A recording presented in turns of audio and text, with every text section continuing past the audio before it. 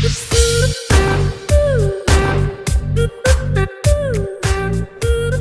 Student, previous term पे हम लोग पढ़ रहे थे लॉ ऑफ मोशन, जिसमें हम लोगों ने फोर्स के बारे में थोड़ा सा डिस्कशन किया था and Newton's law of motion, जो न्यूटन्स के 3 लॉ हैं, first law, second law and third law, उसको हमने डिस्कस किया था।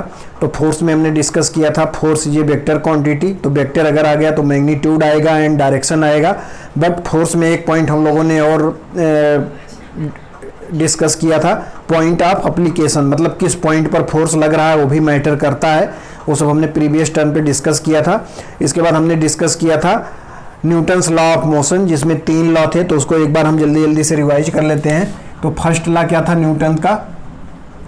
फर्स्ट लॉ था कि अगर मान लो कोई बॉडी रेस्ट में है, रेस्ट मतलब b = 0, तो ये रेस्ट में ही रहेगा जब अगर इस पर क्या हो, F net = 0 हो। और अगर यही बॉडी क्या हो, मोशन में हो b से, तो ये b से मोशन में ही रहेगा अगर इस पर F net क्या हो, 0 हो। मतलब अगर कोई बॉडी पर नेट फोर्स 0 हो तो अगर वो रेस्ट में है तो रेस्ट में रहेगा, अगर वो मोशन में है तो मोशन में ही रहेगा अगर उस पर नेट फोर्स 0 हो, ठीक है, और कोई भी फोर्स ना लग रहा हो। सेकेंड लॉ हम न्यूटन का क्या था, ये था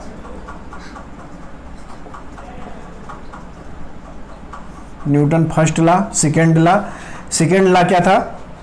फर्स्ट लॉ को एक दूसरा नाम भी था फर्स्ट लॉ का एक नाम था लॉ ऑफ इनर्शिया। ऐसे ही सेकेंड लॉ न्यूटन का क्या था? सेकेंड लॉ था rate of change of momentum is equal to force या डायरेक्टली प्रोपोर्शनल टू फोर्स। तो F = क्या था? Rate of change of momentum, ठीक है। इसका दूसरा नाम क्या था? इसका दूसरा नाम था चेंज इन मोमेंटम, ठीक है, चेंज ऑफ मोमेंटम। तो यहाँ पर P क्या है? मोमेंटम। ये सब हमने प्रीवियस में डिस्कस किया था। मोमेंटम होता है mb, तो यहाँ पर हमने dp की जगह पर क्या रख दिया, mb/dt। तो यहाँ पर हम m को कांस्टेंट मान रहे हैं, तो ये हो गया m db/dt। तो db/dt क्या हो गया? a, तो ये हो गया ma। तो F = यहाँ से क्या आ गया? ma। ये हमारा सेकेंड लॉ था, ठीक है। अब यहाँ से हमने बोला था कि यहाँ से फर्स्ट लॉ प्रूफ भी कर सकते हो, तो एक बार मैं फिर से प्रूफ करके दिखा दे रहा हूँ। फर्स्ट लॉ में क्या था? F net = 0, मतलब F को हमने क्या पुट कर दिया? 0।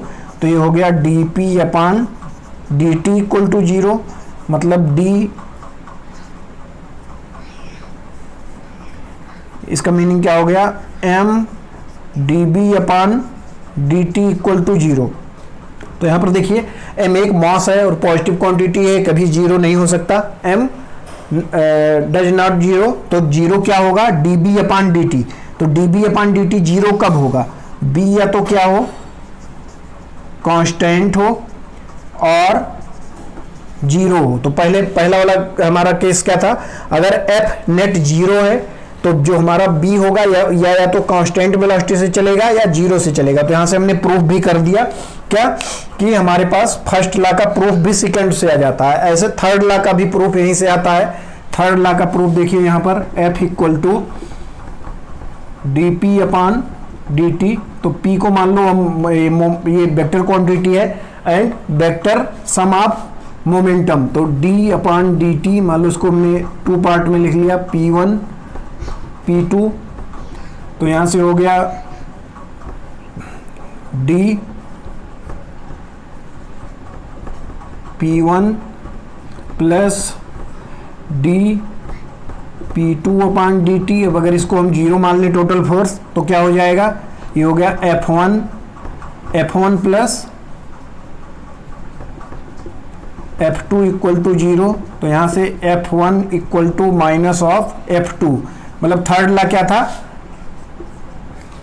एक्शन रिएक्शन, मतलब जो जितना भी हम किसी बॉडी पर फोर्स लगाएंगे उसके अपोजिट, उसी के इक्वल एंड अपोजिट डायरेक्शन में फोर्स लगाएगा। उसके बाद हम लोगों ने और क्या डिस्कस किया था वहाँ पर? और डिस्कस किया था किसी का फ्री बॉडी डायग्राम। तो जैसे ये मान लो हमारे पास एक बॉडी है, इसका हमने फ्री बॉडी डायग्राम बनाना है, ये A B C। तो ए पर अगर मान लो हम फ्री बॉडी डायग्राम बनाते हैं तो ए पर क्या लग रहा है, एक तो mg लग रहा है, mg, और एक फोर्स सी से लग रहा है, उसको हम बोल देंगे m ऑफ सी मतलब इसका वेट सी का, और यहाँ पर mag बोल दे रहे हैं, mag, ये फोर्स लग रहा है mag, इसका mcg, और एक इसका अगर रिएक्शन मान लें तो ये क्या लग रहा है nb, और एक इस पर नॉर्मल रिएक्शन लग रहा है ng, मतलब n ऑफ ग्राउंड। तो ये इसका फ्री बॉडी डायग्राम बताया था। एक टेंशन बताया था कि अगर कोई पार्टिकल ऐसे ही लटका हुआ है m मास का, तो यहाँ पर टेंशन ऐसे t आएगा, यहाँ पर टेंशन t आएगा। ये दोनों इसको स्क्रैच करने का, डायरेक्शन देखने के लिए क्या बताया था, ये दोनों स्ट्रिंग को स्क्रैच करने की कोशिश करेंगे। तो ये सब हम प्रीवियस टर्न पे डिस्कस कर चुके थे। अब हम लोग इस पर क्वेश्चन देखेंगे। अब यहाँ पर देखो हम लोग बहुत इजी क्वेश्चन से स्टार्ट कर रहे हैं। मान लो ये हमारे पास एक ब्लॉक है जिसका मास m है एंड इस पर फोर्स लगाया जा रहा है F हॉरिजॉन्टल डायरेक्शन में। ये फ्रैक्शनलेस सरफेस है, यहाँ पर फ्रैक्शन नहीं है, ठीक है, स्मूथ सरफेस है। तो इसका एक्सेलरेशन क्या हो जाएगा, a equal to F by M, ये सबको पता है। नॉर्मल रिएक्शन क्या हो जाएगा, normal reaction equal to mg, मतलब mg यहाँ पर नीचे लगेगा ऐसे, एंड नॉर्मल रिएक्शन ऊपर। तो इसी के इक्विवेलेंट यहाँ नॉर्मल रिएक्शन लग जाएगा। इस डायरेक्शन में मोशन नहीं हो रहा है इसलिए दोनों को हमने इक्वल लिखा है। इसका मास है m, इस डायरेक्शन में मोशन हो रहा है मतलब एक्सेलरेशन इस डायरेक्शन में आ रहा है। तो यहाँ पर इसको हमने a इक्वल टू लिखा एफ बाई एम, ठीक है। अब इसी में थोड़ा सा चेंज करते हैं। ये मान लो हमारे पास वही मास m का ब्लॉक था, स्मूथ सरफेस था। अब स्मूथ सरफेस हम अभी सब में स्मूथ सरफेस ही लेके हम चलेंगे, अभी हम फ्रैक्शन कंसीडर नहीं कर रहे हैं।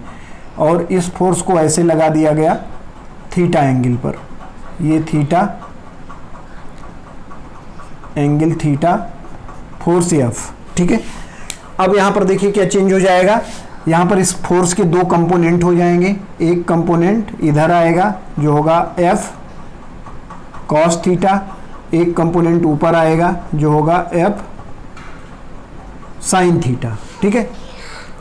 अब यहाँ पर देखिए फ्री बॉडी डायग्राम के चक्कर में ना पड़िए, अननेसेसरी फ्री बॉडी डायग्राम बनाने से कोई फायदा नहीं है।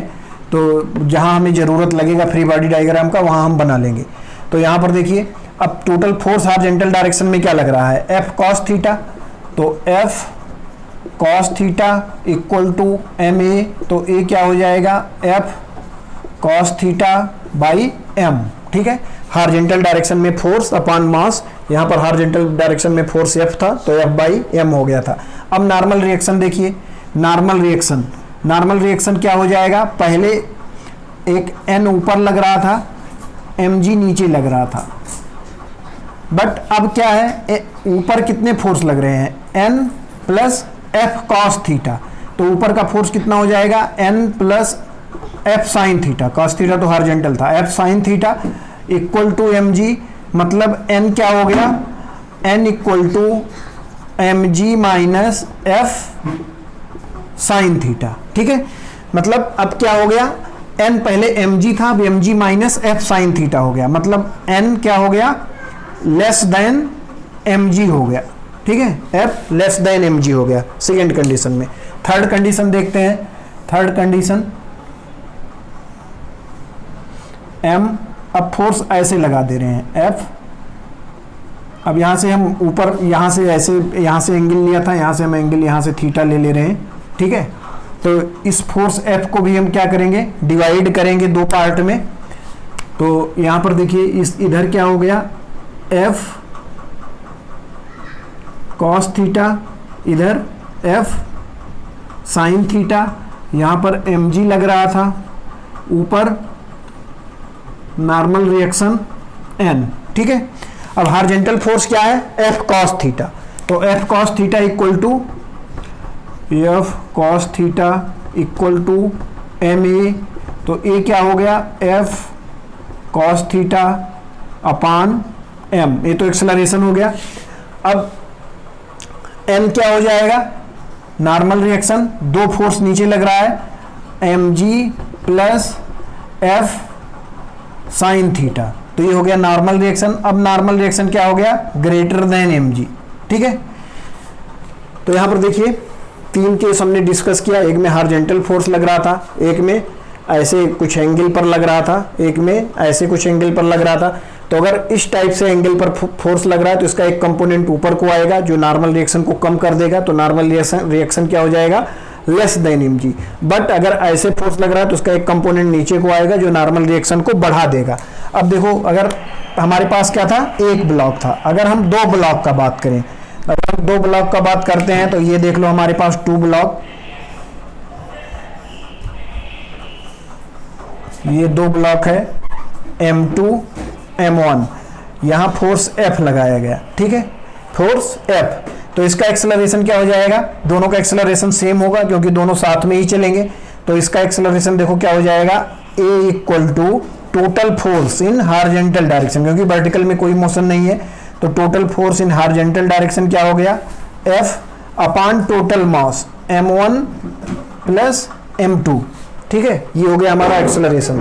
अब निकालना हो कि यहां पर नॉर्मल रिएक्शन क्या लग रहा है, इन दोनों के बीच में नॉर्मल रिएक्शन क्या है, यहां पर मान रहे हैं नॉर्मल रिएक्शन n है, ठीक है, यहां पर हम मान रहे हैं नॉर्मल रिएक्शन n है।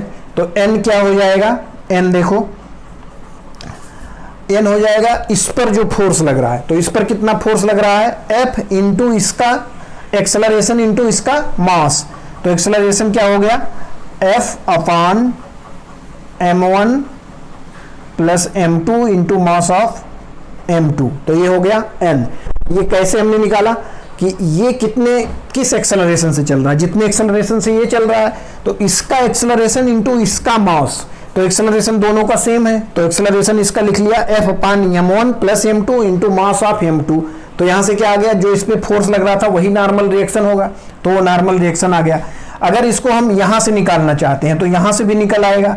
यहां से निकालने के लिए इस बॉडी पर फोर्स देखो M1 पर, तो M1 पर एक फोर्स इधर लगा F, दूसरा फोर्स इधर N लगा, तो ये टोटल फोर्स हो गया इस बॉडी पर।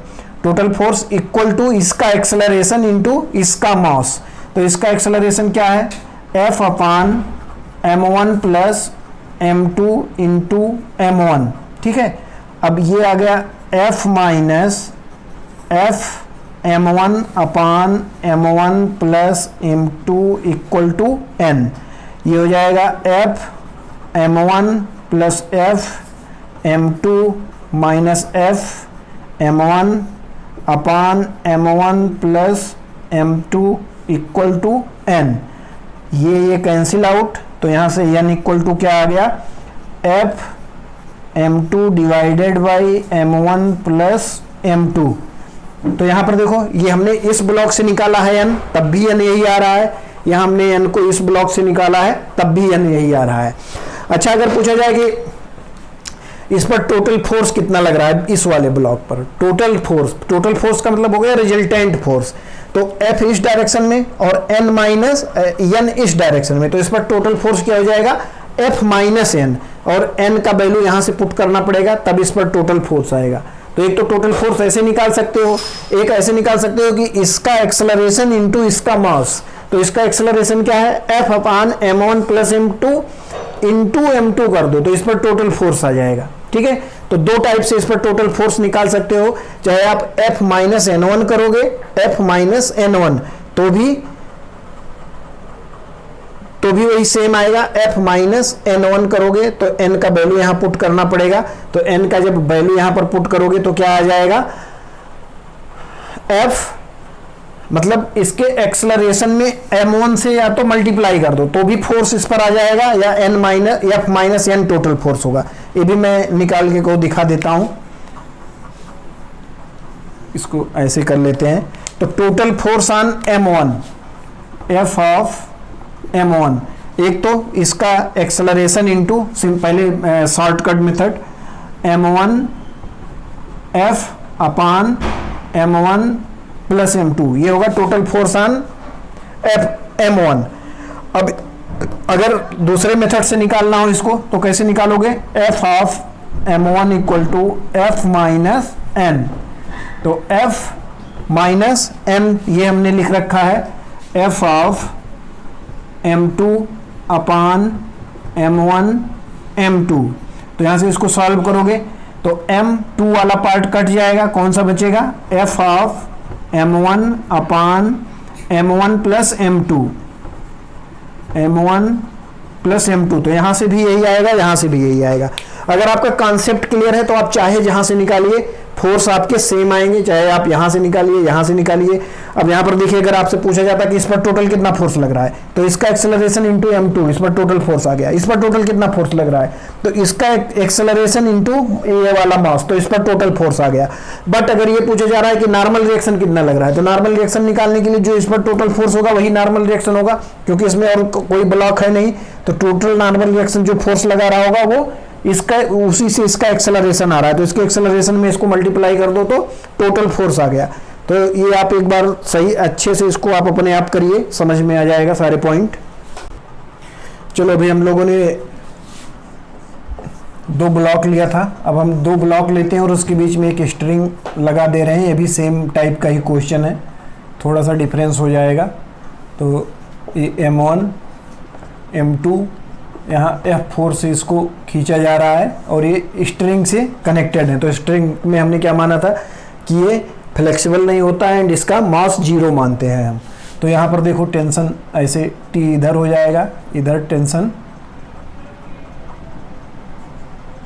T ऐसे हो जाएगा T, ठीक है। अब यहाँ पर फिर वही अगर एक्सेलरेशन निकालना हो तो टोटल फोर्स कितना है, F upon m1 plus m2, ठीक है। अब यहाँ पर देखो T1 निकालना हो तो अगर T1 यहाँ ये इसको खींच रहा है इस वाले ब्लॉक को, इसका मतलब क्या हो गया, ये इस वाले ब्लॉक को खींच रहा है, इसका मतलब क्या। अच्छा यहाँ पर ये कंफ्यूज ना होना कि T भी फोर्स आ रहा है, T इधर इस डायरेक्शन में ले रहे हैं, इधर ये डायरेक्शन उल्टा ले लिए, T इधर इस डायरेक्शन में, इधर इस डायरेक्शन में। तो यहाँ पर दोनों ये T कैंसिल आउट कर लेते हैं, ऐसे मानते हैं। और ये होल सिस्टम हम मान रहे हैं तो उसके अंदर के फोर्स को हम कंसीडर नहीं करते हैं, ठीक है। तो ये F equal to m1 F upon A equal to F upon m1 plus m2, ये हो गया एक्सेलरेशन। अब अगर इस पर T निकालना हो तो T क्या कर रहा है, इसको मूव कर रहा है, तो इसका एक्सेलरेशन इंटू इसका मास, तो m1 F upon m1 plus m2, ऐसे ही हमने पिछले में भी किया था। अब अगर T यहाँ से निकालना हो तो यहाँ से भी निकाल सकते हो, यहाँ से T निकालोगे तो क्या हो जाएगा, इस पर टोटल फोर्स लिख लो F minus T equal to इसका एक्सेलरेशन क्या है, F upon m1 plus m2 into इसका मास m2, ठीक है। तो यहाँ से T क्या हो जाएगा, F माइनस F m2 अपान m1 प्लस m2, ये हो गया T। तो T इक्वल टू क्या हो जाएगा, यहाँ F m1 plus F m2, तो m2 कट जाएगा, क्या बचेगा, F m1 अपान m1 प्लस m2। तो देखो T यहाँ से भी यही आया था, सेम यही यहाँ से भी आ रहा है। अब यहाँ पर अगर नॉर्मल रिएक्शन यहाँ पर निकालना हो तो m1g हो जाएगा, नॉर्मल रिएक्शन यहाँ पर निकालना हो तो m2g हो जाएगा। तो इस टाइप से आप कोई कुछ भी यहाँ पर किसी पॉइंट में निकालना हो तो आप निकाल सकते हो। अब मान लो इसी में थोड़ा सा हम चेंज करते हैं और इधर एक फोर्स लगा देते हैं, चलो अलग क्वेश्चन इसका बना देते हैं अलग से, ठीक है। यहाँ पर देखिए इसी वाले क्वेश्चन में थोड़ा सा स्पेस कम है,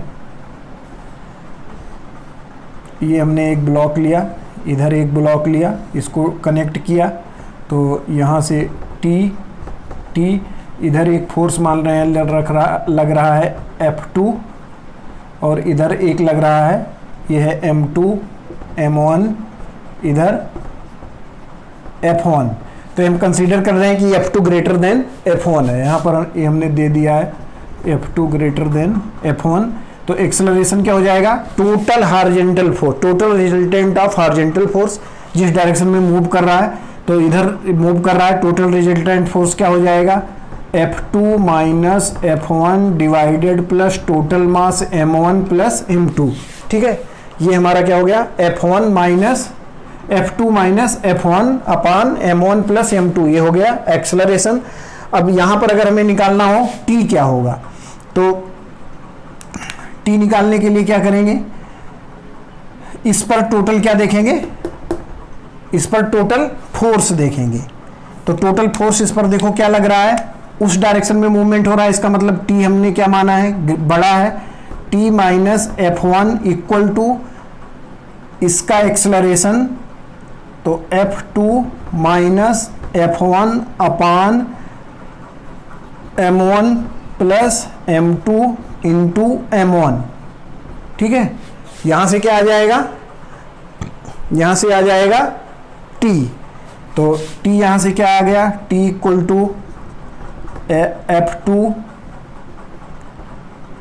F2 M1 minus F1 M1 divided by M1 M2, ये आ जाएगा plus F1।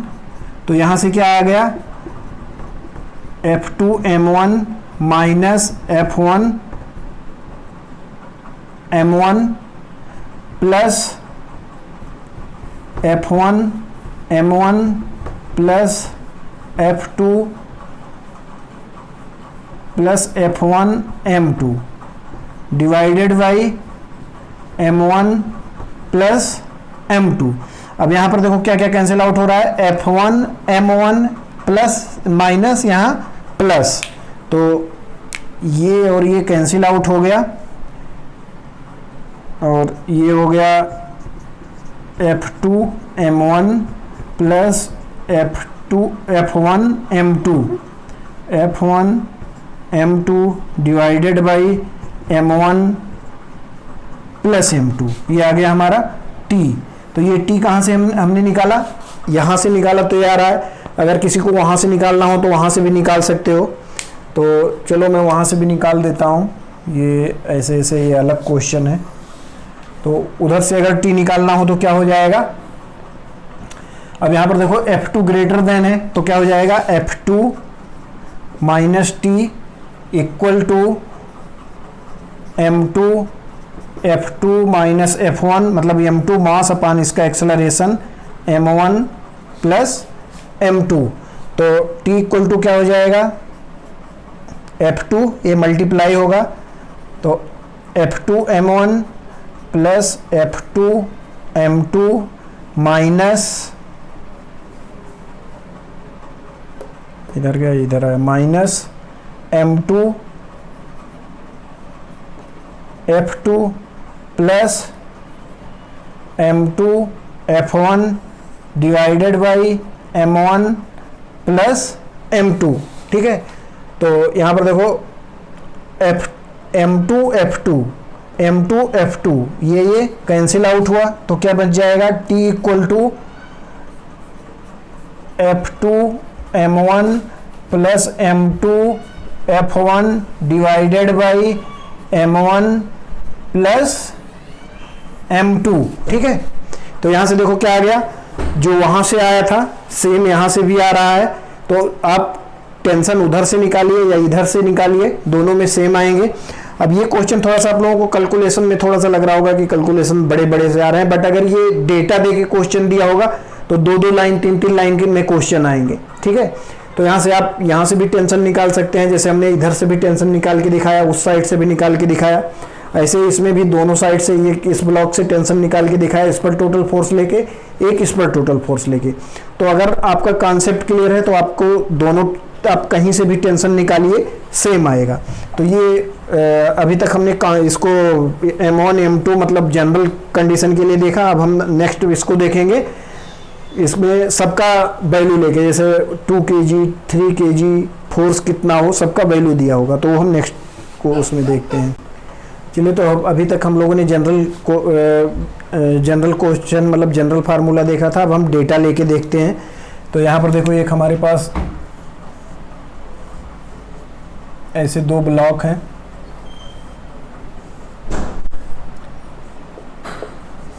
Four kg 2 kg, इधर फोर्स लगा हुआ है 20 न्यूटन। तो इसका एक्सेलरेशन बताना है और नॉर्मल रिएक्शन बताना है इन दोनों के बीच में, मतलब यहाँ पर n बताना है। तो एक्सेलरेशन सबको क्लियर है, एक्सेलरेशन क्या हो जाएगा, 20 बाई 4 + 2 मतलब 20/6 10/3 मीटर पर सेकेंड स्क्वायर। अब n बताना है, तो इसका मूवमेंट किसके थ्रू हो रहा है, जो इस पर नॉर्मल रिएक्शन लग रहा है n, तो n क्या हो जाएगा 2 इंटू एक्सेलरेशन 10/3, तो ये हो गया 20/3 न्यूटन। ठीक है, तो ये हमने कहाँ से निकाला, यहाँ से ऐसे ही निकालना चाहिए, बट अगर कोई बोले नहीं हमें इधर से निकालना है तो इधर से भी निकाल लो। 20 - n इक्वल टू इसका एक्सेलरेशन इंटू इसका मास, तो इसका एक्सेलरेशन 10/3 इंटू 4, तो n क्या हो जाएगा 20 - 40/3, तो ये हो गया 60 - 40/3 इक्वल टू 20/3 न्यूटन। तो आप चाहे इधर से निकालिए या इधर से निकालिए, दोनों में क्या आ रहा है, सेम आ रहा है। तो ये क्वेश्चन ये हमने ले लिया। एक 3 ब्लॉक वाला ले लेते हैं, चलो। तो यहाँ पर ये देखो हमारे पास 3 ब्लॉक था, ब्लॉक 1 2 3, ठीक है, और मास दिया हुआ है 3 kg 2 kg 1 kg, 3 kg 2 kg 1 kg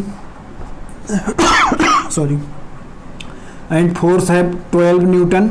ठीक है, तो यहाँ पर भी एक्सेलरेशन बताना है, एंड यहाँ पर n1 बताना है एंड n2, मतलब इन दोनों के बीच में नॉर्मल रिएक्शन को हमने n1 लिया है, उन दोनों के बीच में नॉर्मल रिएक्शन को n2 लिया है। अच्छा, यहाँ पर देखो एक चीज़, एक पॉइंट और आप क्लियर कर लीजिए। अगर ये पूछा जाए total force on 4 kg block, total force, तो टोटल फोर्स क्या हो जाएगा, इस पर n किधर लग रहा होगा, इस डायरेक्शन में, इस पर n इस डायरेक्शन में लग रहा होगा, तो n कितना आया था हमारा 20/3, टोटल कितना है 20, तो टोटल फोर्स इस पर कितना हो जाएगा 20 - 20/3, तो कितना हो जाएगा 60 - 20 मतलब 40/3, या तो ऐसे निकाल लो, या इस पर टोटल फोर्स इसका एक्सेलरेशन इंटू इसका मास, तो इसका एक्सेलरेशन 10/3 इंटू 4 तो 40/3, तो टोटल फोर्स इस पर कितना हो गया 40/3 न्यूटन, टोटल फोर्स इस पर कितना हो गया 20/3 न्यूटन। ठीक है, ऐसे टोटल फोर्स निकालना भी आना चाहिए। अब यहाँ पर देखो एक्सेलरेशन हमारा कितना हो जाएगा, acceleration total force 12 upon total मास 3 + 2 5 + 1 6, तो ये हो गया 2 मीटर पर सेकेंड स्क्वायर। ठीक है, अब यहाँ पर देखो n1 निकालना है, n1, तो n1 क्या हो जाएगा, n1 जो यहाँ पर इस डायरेक्शन में जो फोर्स लगा रहा है n1, उसी से इन दोनों का क्या हो रहा है, दोनों में एक्सेलरेशन आ रहा है, तो इन दोनों का मास मतलब 2 + 1 इंटू एक्सेलरेशन, दोनों का सेम है 2, तो ये 3 + 2 into 2, 3 into 2 6 Newton, and n2 क्या आ जाएगा, n2 जो यहाँ पर फोर्स लगा रहा है उससे केवल 1 kg मास का क्या हो रहा है, मूवमेंट हो रहा है, तो 1 kg मास का तो 1 × 2 इक्वल टू 2 न्यूटन। ठीक है, अब यहाँ से देखो वेरीफाई करिए, n1 कितना था, n1 था हमारा 6 न्यूटन, तो 6 इधर 12 लग रहा था, इधर 6, मतलब इस पर टोटल कितना फोर्स आया 6 न्यूटन, तो 6/3 करेंगे तो 2 मीटर पर सेकेंड, वही सही आ रहा है, इसका मतलब सही है। अगर इस ब्लॉक पर टोटल फोर्स हम देखें तो 12 इधर 6 इधर, टोटल कितना हुआ 6 न्यूटन, यहां से निकाल लो 3 × 2 6, तो यहां से भी 6 न्यूटन आ गया। इस ब्लॉक पे टोटल फोर्स कितना होना चाहिए 2 × 2 4 न्यूटन, यहां से देख लो 6 न्यूटन इधर, ये 2 न्यूटन इधर, तो यहां से भी कितना आ रहा है 6 - 2 4 न्यूटन। इस पर टोटल फोर्स कितना लग रहा है 1 × 2 न्यूटन, या यही जो n2 लग रहा है वही इस पर टोटल फोर्स है, तो यहां से भी 2 न्यूटन आ रहा है। तो आप कहीं से भी कुछ भी निकालो, आप कहीं से आप एक्सेलरेशन निकाल लो, कहीं से नॉर्मल रिएक्शन, कहीं से आप इसके बीच में नॉर्मल रिएक्शन निकाल लो, इधर से निकालो उधर से निकालो, कि कहीं से भी निकालो, अगर आपका कॉन्सेप्ट है तो आंसर सही आएगा। चलिए अभी एक 3 ब्लॉक वाला थ्रेड वाला ले लेते हैं, जिसमें टेंशन निकालना रहता है।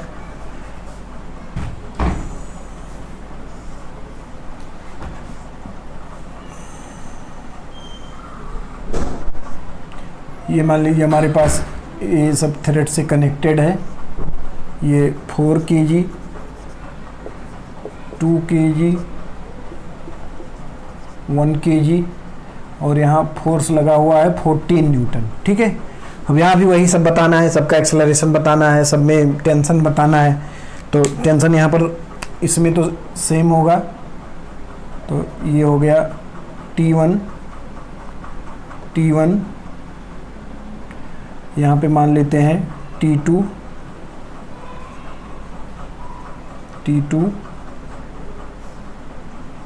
ठीक है। तो इसको होल सिस्टम हमने मान लिया, होल सिस्टम मान लिया, तो ये सब इसको हम कंसीडर नहीं कर रहे हैं, ये कैंसिल आउट कर रहे हैं। तो टोटल फोर्स कितना हो गया 14 न्यूटन। तो एक्सेलरेशन कितना हो जाएगा 14 अपान टोटल मास, 4 + 2 6 1 7, तो ये हो गया 2 मीटर पर सेकेंड स्क्वायर, ठीक है। एक्सेलरेशन पता चल गया।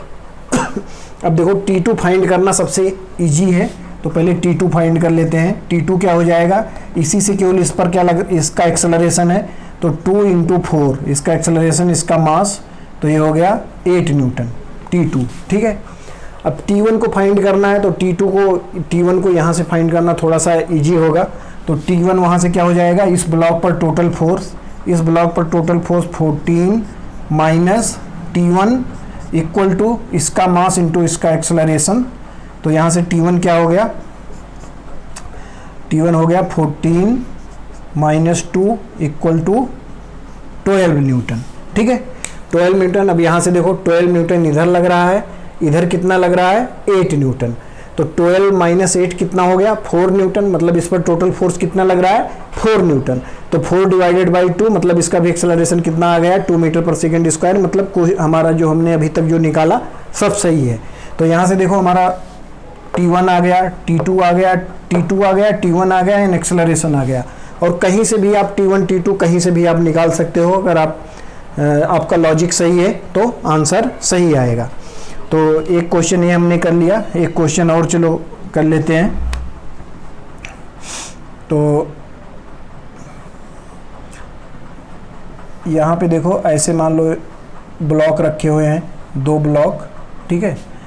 अब यहाँ पर एक फोर्स तो ऐसे लग रहा है, एक फोर्स इधर से हमने लगा दिया, ये मान लो है 4 kg 2 kg, इधर लग गया 24 न्यूटन, इधर से हमने लगा लिया 12 न्यूटन, ठीक है। तो अब इसका एक्सेलरेशन क्या हो जाएगा, A = टोटल फोर्स, तो टोटल फोर्स हो गया 14 - 12 अपान टोटल मास 6, तो ये हो गया 12/6 मतलब 2 मीटर पर सेकेंड स्क्वायर, ठीक है। अब यहाँ पर क्या बताना है हमें, यहाँ पर बताना है नॉर्मल रिएक्शन, ठीक है, नॉर्मल रिएक्शन। अब नॉर्मल रिएक्शन दोनों तरफ से आप निकाल सकते हो, यहाँ से निकाल लो या यहाँ से निकाल लो। तो इसका मूवमेंट किधर हो रहा है, इस डायरेक्शन में हो, इसका मूवमेंट किस डायरेक्शन में हो रहा है, इस डायरेक्शन में हो रहा है, क्योंकि ये वाला फोर्स बड़ा है तो इस डायरेक्शन में फोर्स मूवमेंट हो रहा है। तो इन दोनों में कौन सा फोर्स बड़ा होगा, N बड़ा। देखो यहाँ पर हम थोड़ा सा लॉजिक से इसको कंसीडर कर ले रहे हैं कि कौन सा फोर्स बड़ा है, बट अगर आप उल्टा ले लोगे तो माइनस में आ जाएगा। बट अभी हम छोटे छोटे से क्वेश्चन ले रहे हैं जिसमें हमें लॉजिक से क्लियर हो रहा है कि एक्सेलरेशन किधर होगा, तो उसके अकॉर्डिंग हम प्लस माइनस कंसीडर अपने आप कर ले रहे हैं, ठीक है। जब बड़े क्वेश्चन होंगे अगर हमारे समझ में नहीं ना आ रहा होगा तो हम उसको कैसे भी सॉल्व करना शुरू कर देंगे। अगर हम जिस डायरेक्शन में सॉल्व कर रहे हैं सही होगा तो पॉजिटिव वैल्यू आएगा, अगर वो डायरेक्शन उल्टा होगा तो नेगेटिव वैल्यू आ जाएगा। बट अभी हम अपने आप कंसीडर कर रहे हैं डायरेक्शन। तो यहाँ पर इस डायरेक्शन में मूवमेंट हो रहा है और एक्सेलरेशन आ रहा है, इसका मतलब n क्या होगा, बड़ा होगा। तो n - 12 = इसका मास इंटू इसका एक्सेलरेशन, तो 2 × 2 4 हो गया ये। तो n क्या हो जाएगा, n = 12 + 4, n = 12 + 4 मतलब 16 न्यूटन, ठीक है। यहाँ से 16 न्यूटन आया, यहाँ से निकाल लो क्या आ जाएगा n। तो यहाँ से देखो कौन सा फोर्स ग्रेटर है, ये 24, तो यहाँ हो जाएगा 24 - n = 4 × 2 मतलब ये हो गया 8। तो n कितना हो जाएगा 24 - 8, यहाँ से भी कितना आ गया 16 न्यूटन, ठीक है। तो यहाँ से भी 16 न्यूटन आ रहा है, यहाँ से भी 16 न्यूटन आ रहा है। अब अगर इस ब्लॉक पर टोटल फोर्स निकालना हो तो इस ब्लॉक पर टोटल फोर्स कितना हो जाएगा, 24 इधर 16 इधर, तो टोटल कितना हो गया 24 - 16 8 न्यूटन। और 8 को 4 से डिवाइड करोगे तो वही एक्सेलरेशन आ जाएगा 2 मीटर पर सेकेंड। इस पर टोटल फोर्स निकालना हो तो कितना होगा, 16 न्यूटन इधर 12 इधर, तो 16 माइनस 12 4 न्यूटन, 4 को 2 से डिवाइड करोगे 2 मीटर पर सेकेंड, मतलब जो कुछ हमने निकाला सब सही है। तो इस टाइप से क्वेश्चन सॉल्व कर सकते हो। अभी तक हमने जितने भी ब्लॉक लिए उसमें हमने क्या किया, हार्जेंटल फोर्स लगाया,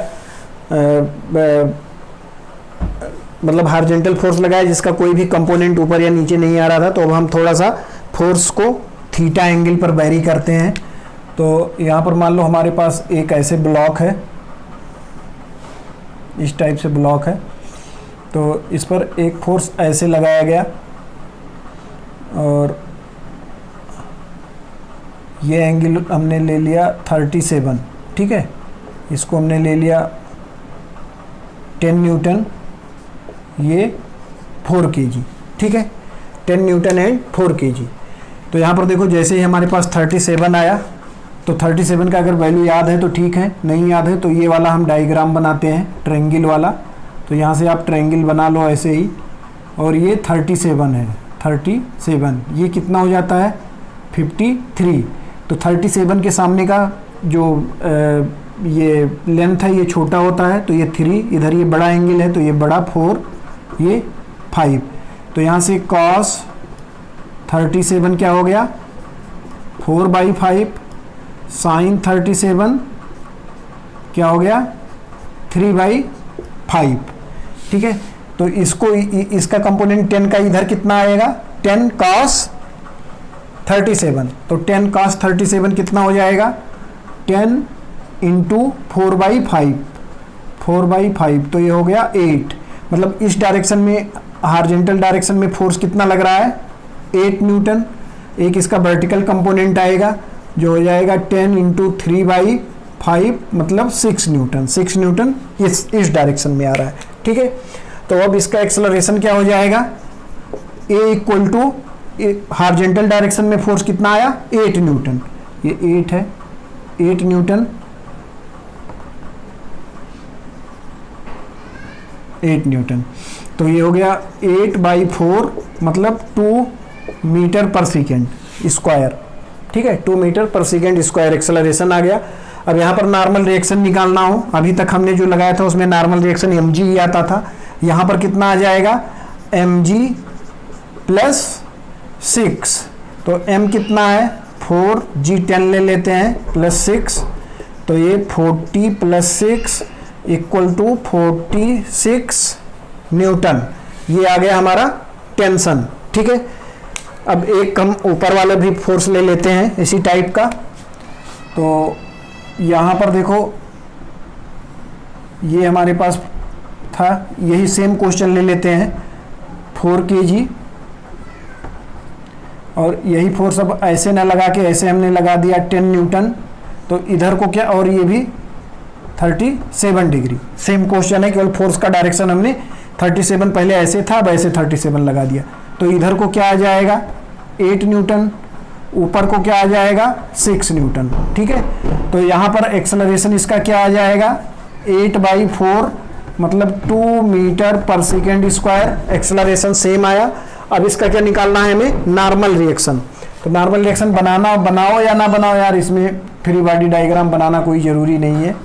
ये mg हो गया, तो ऊपर को कितने फोर्स लग रहे हैं n plus 6 equal to mg, तो n इक्वल टू क्या हो जाएगा mg माइनस 6, ये हो गया 4 इंटू 10 माइनस 6, मतलब 40 minus 6 equal to 34 newton, n हो गया 34 न्यूटन। यहाँ पर भी बनाना हो तो आप बना लो फ्री बॉडी डायग्राम, इन सब छोटे छोटे क्वेश्चन में बनाना कोई ज़रूरी नहीं है। इधर mg और ऊपर n, ऊपर लग गया n। तो यहाँ पर देखो फोर्स जो हमारा ऊपर लग रहा है n लग रहा है, नीचे 2 फोर्स लग रहे हैं mg प्लस 6, तो mg प्लस 6 यहाँ से हमने कर दिया है। तो इन दोनों में आप लोगों को क्लियर हो रहा होगा कि हमारा कॉन्सेप्ट क्या है और कैसे हमें इसको निकालना है। तो यहाँ से हमने प्रीवियस क्वेश्चन में बताया भी था कि n यहाँ पर क्या आ जाएगा ग्रेटर देन mg, तो mg यहाँ पर कितना है 40, तो ग्रेटर देन mg मतलब n ग्रेटर देन 40, तो ये आ रहा है। यहाँ पर क्या आ जाएगा, n लेस देन mg, मतलब n लेस देन 40, यहाँ पर भी ये आ रहा है। ठीक है, तो इस टाइप से आप निकाल सकते हो इसको। यहाँ पर देखिए एक थोड़ा सा अच्छा क्वेश्चन देखते हैं। तो अभी तक हम ऐसे फोर्स देख रहे थे, एक ही फोर्स लगा था, यहाँ पर हम 2 फोर्स अप्लाई कर रहे हैं। तो यहाँ पर देखिए एक फोर्स हम मान रहे हैं कि ऐसे लगा हुआ है और ये है 50 न्यूटन और ये एंगल है 37। एक फोर्स इधर लगा हुआ है 20 न्यूटन और ये एंगल है 53। ठीक है, ये हमारे पास 2 kg का एक ब्लॉक है। तो इस पर बताना है इसका एक्सेलरेशन एंड नॉर्मल रिएक्शन। तो सबसे पहले हमें क्या पता होना चाहिए, पहले हमें 37 और 53 का वैल्यू पता होना चाहिए। तो ये हो गया 37, ये भी हमने बनाया था, ये 53, तो इसके सामने का ये बड़ा, ये छोटा, ये 5, तो cos 37 4/5 sin 37 3/5 and cos 53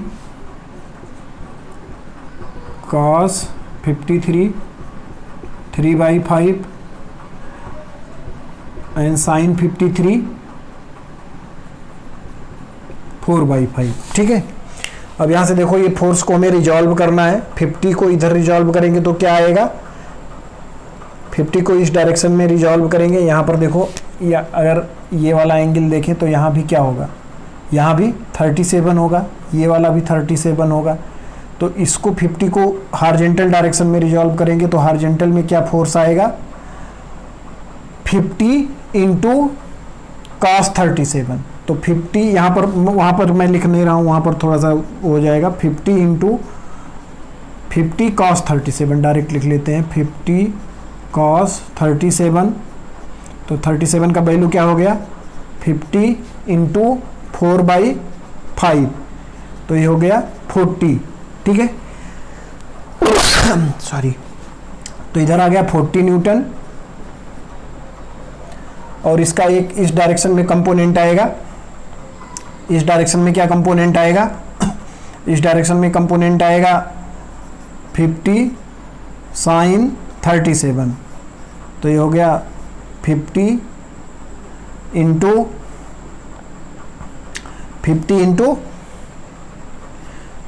sin 3/5, तो ये हो गया 30 न्यूटन। तो इधर आ गया 30 न्यूटन। ऐसे ही इसको भी दो इधर रिजॉल्व करेंगे और इधर रिजॉल्व करेंगे। तो इधर रिजॉल्व करेंगे तो ये आ जाएगा, इधर क्या आएगा, cos 20 cos 53। ठीक है, 20 cos 53, यहाँ मैं लिख दे रहा हूँ इसको, 20 cos 53, तो 20 इंटू cos 53 3/5, तो ये 4, ये हो गया 12 न्यूटन। तो इधर आ गया 12 न्यूटन और ये आ गया 20, नीचे को क्या आ जाएगा, 20 sin 53, 20 इंटू 4/5, तो ये आ गया 16 न्यूटन, ये 16 न्यूटन। ठीक है, तो अब देखो इसका एक्सेलरेशन क्या हो जाएगा, एक्सेलरेशन टोटल हॉरिजॉन्टल फोर्स, क्योंकि वर्टिकल में मूवमेंट पॉसिबल नहीं है, तो total horizontal force 40 minus 12 divided by 2, 40 minus 12 कितना हो गया, 28 डिवाइडेड बाई 2, मतलब 14 मीटर पर सेकेंड स्क्वायर। ठीक है, ये हो गया इसका इस डायरेक्शन में एक्सेलरेशन। अब नॉर्मल रिएक्शन अगर निकालना होता, नॉर्मल रिएक्शन, तो mg प्लस 30 प्लस 16, तो m कितना है, mg 20 प्लस 30 प्लस 16, तो ये कितना हो गया 50 60 66 न्यूटन। ठीक है, इस टाइप से इस क्वेश्चन को हम सॉल्व कर सकते हैं। अच्छा, अब इसी क्वेश्चन में हम थोड़ा सा चेंज कर दें, अगर ये वाला फोर्स ऐसे ना लगा के 53 पर ऐसे ऊपर की डायरेक्शन में लगा देते तो इसमें क्या चेंज हो जाएगा, देखो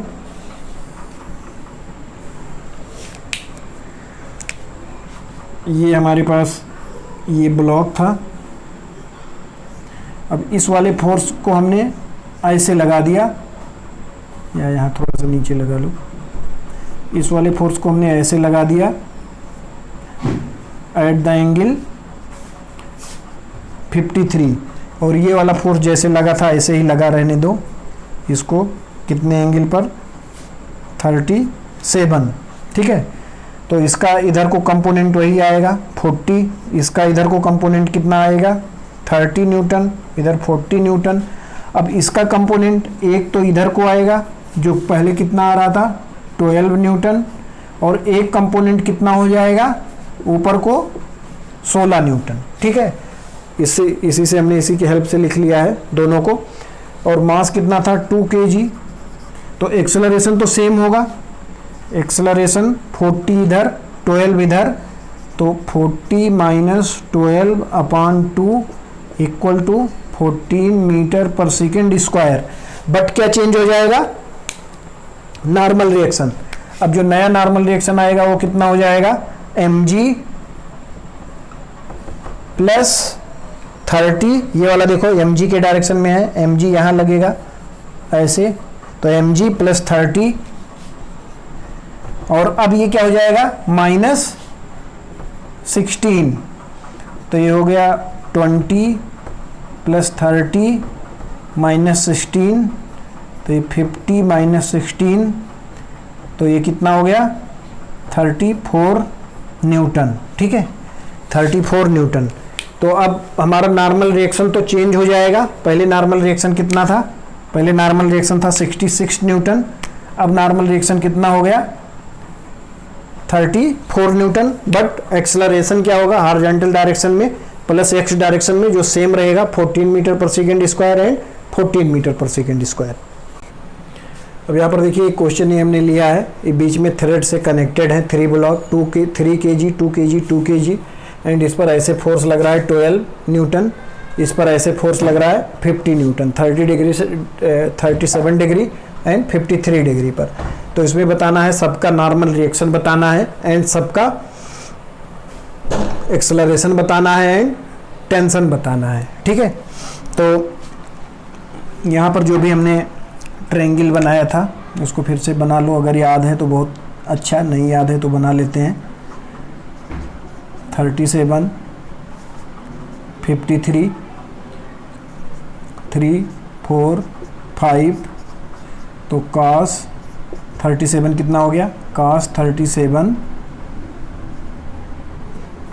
फिर से लिखते हैं cos 37 equal to 4/5 equal to ये क्या हो जाएगा साइन, अगर यहाँ से हम लिखेंगे साइन 53 तो ये भी 4/5 होगा, तो ये हो जाएगा साइन 53 एंड साइन,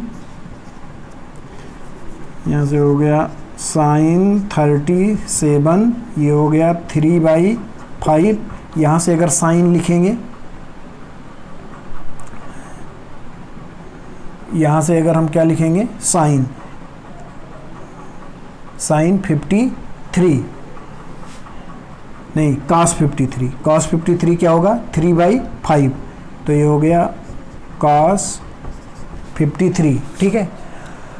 अब यहाँ से देखो इसको 2 पार्ट में रिजॉल्व करेंगे, तो एक पार्ट तो इधर 20 का आएगा cos 53, तो cos 53 क्या है cos 53 4/5, तो 20 इंटू 4/5, तो कितना हो गया 16 न्यूटन।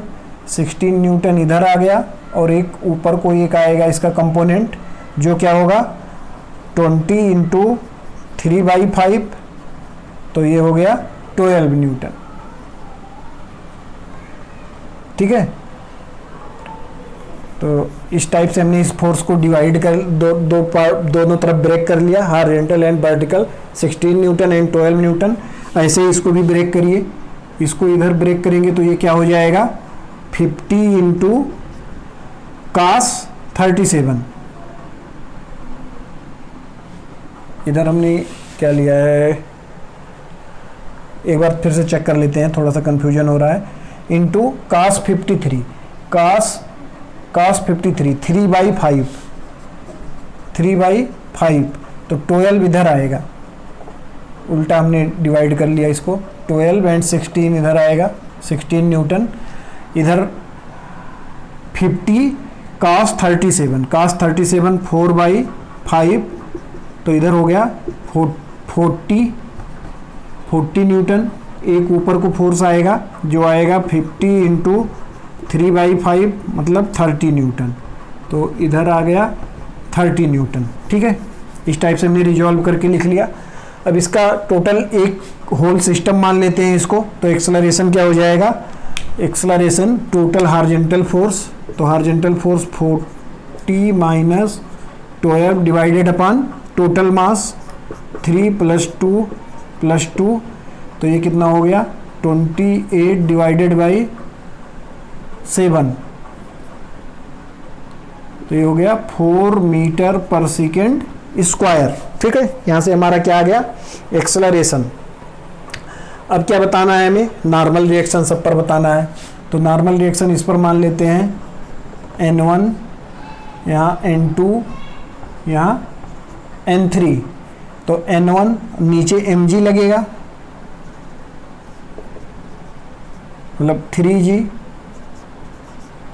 यहाँ नीचे कितना लगेगा 2g, यहाँ भी 2g।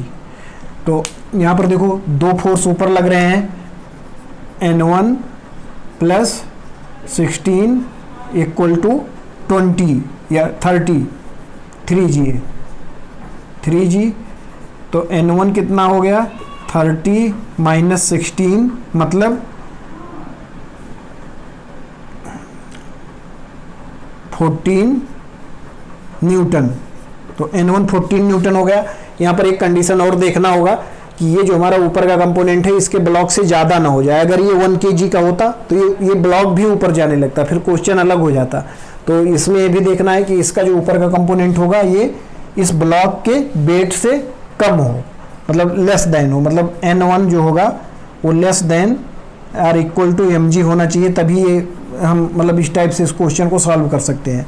अगर ये N1 क्या हो जाएगा 3, इससे क्या हो जाएगा N1 प्लस मतलब ये 16 जो हमारा इसका कंपोनेंट आ रहा है 20 का, अगर ये किससे बड़ा हो जाए, इससे बड़ा हो जाए 3g से मतलब 30 न्यूटन से, तो ये ब्लॉक ऊपर जाने लगेगा, फिर ये क्वेश्चन अलग हो जाएगा। तो ये भी हमें ध्यान देना है कि यहाँ पर एक कंडीशन भी फॉलो होना चाहिए कि जो इसका ऊपर का कंपोनेंट आ रहा है ये इससे बड़ा ना हो। ठीक है, इसका जो ऊपर का वर्टिकल कंपोनेंट आ रहा है वो लेस देन 3g होना चाहिए। तो इधर से N1 आ गया, N2 में कोई चेंज नहीं आएगा, N2 2g ही होगा मतलब 20 न्यूटन, 20 न्यूटन क्योंकि यहाँ क्या लगा हुआ है थ्रेड। ठीक है, तो ये थ्रेड यहाँ पर लगा हुआ है, तो इस पर वर्टिकल में कोई भी फोर्स नहीं आएगा क्योंकि थ्रेड मॉसलेस है, तो ये कोई भी फोर्स ऊपर नीचे नहीं लगा रहा है। ठीक है, थ्रेड कैसे फोर्स लगाता है, केवल अलोंग द, जैसे यहाँ पर मान लो अगर टेंशन लिखना हो तो टेंशन क्या होगा ऐसे टी, तो अलोंग द थ्रेड ये फोर्स लगाता है, अलोंग द थ्रेड, वर्टिकल में कोई फोर्स नहीं, इसमें केवल हॉरिजॉन्टल में फोर्स है अलोंग द थ्रेड। ठीक है, अब ऐसे ही N3 लिखना हो तो N3 क्या हो जाएगा N3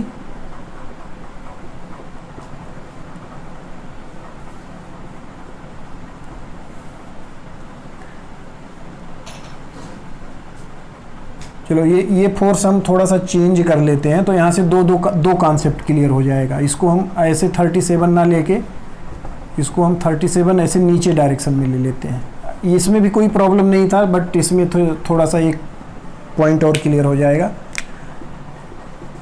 इसको हम ऐसे ले लेते हैं कि इसको ऐसे 50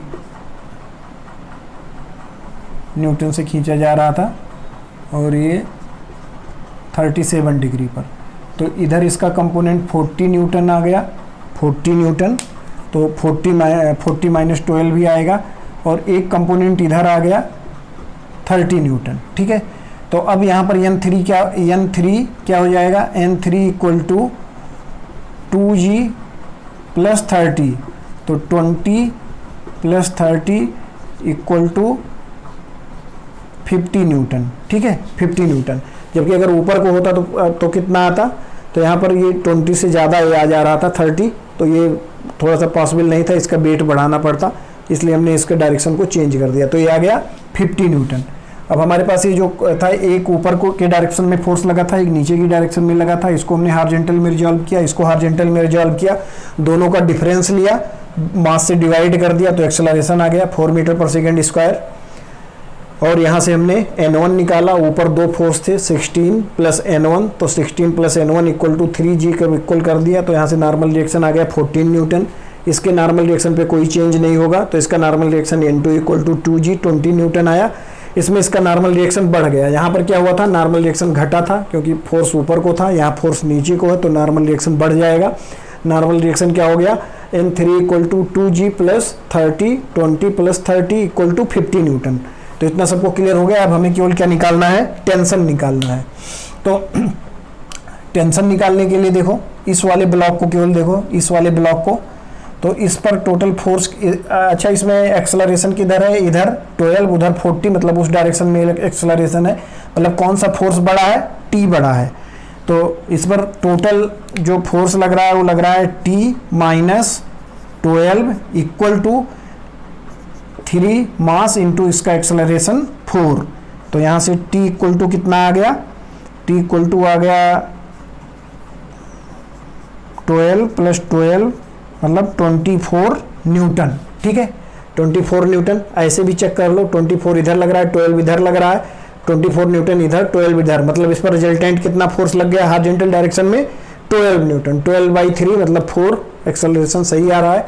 इस वाले का यहाँ से निकाल लो, तो इधर 40 माइनस टी, 40 बड़ा फोर्स है, उसी डायरेक्शन में एक्सेलरेशन है, तो यहाँ से आ गया 40 minus T equal to 40 minus T equal to इसका एक्सेलरेशन इंटू इसका मास, तो इक्वल टू 4, तो टी इक्वल टू क्या आ गया 40 माइनस 8 मतलब 32 न्यूटन, ठीक है। तो ये T1 T2 इसको लिखना पड़ेगा, इसको लिख लेते हैं T1 ये T2, तो ये T2 हो गया, T2 हो गया 24 एंड T1 हो गया 32 न्यूटन, ठीक है। अब यहाँ से 32 लगा के देख लो, इधर 32 उधर 40, मतलब डिफरेंस कितना हो गया 8 न्यूटन, 8 डिवाइडेड बाई 2 मतलब कितना आ गया 4 मीटर पर सेकेंड स्क्वायर, मतलब सही है।